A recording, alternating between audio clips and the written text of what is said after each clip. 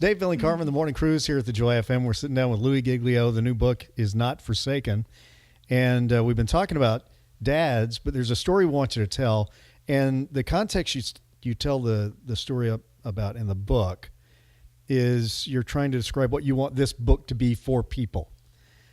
I don't know if we got the point because we got so wrapped up in the story.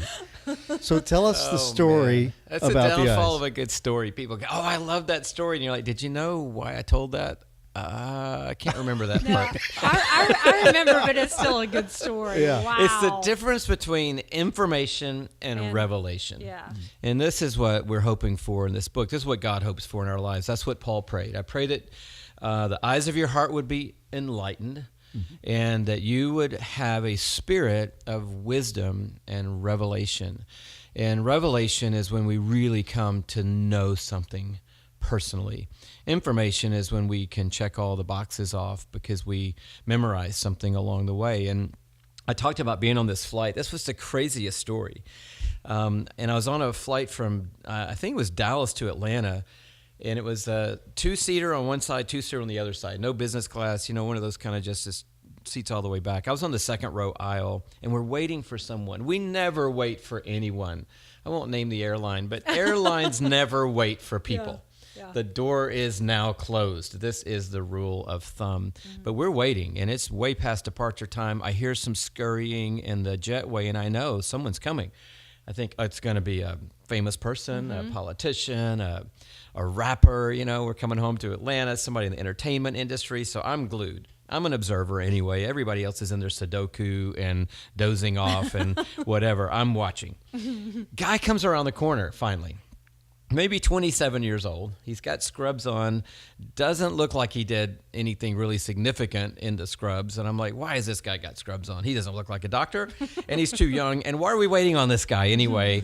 And then I notice he has a styrofoam chest about the size of a small cooler, igloo cooler, under his arm. And I'm like, who brings a styrofoam chest on an airplane? You can't even bring a bottle of water through security, much less an ice chest. And then I noticed on the tape on the side of the ice chest the words human eyes. And I'm like, oh my goodness.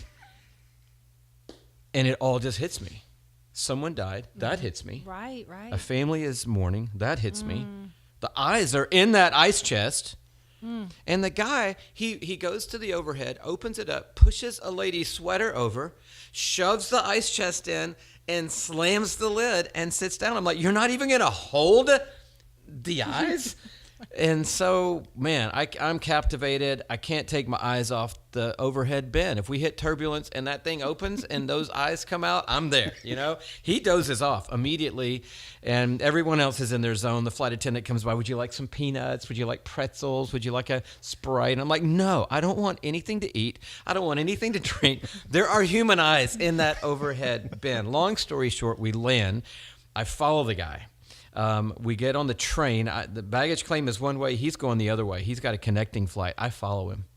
And I don't get on the exact same train car he's on, but I get on the one right behind him, and I can see through the glass doors, and I can see the eyes, and I follow him to his gate. I sit across the walkway until he boards the flight. It was going to Knoxville, Tennessee, and I wait until they pull the jetway off the plane, and I feel like my job here is done. The eyes are safely on their way to Knoxville. I get in my car.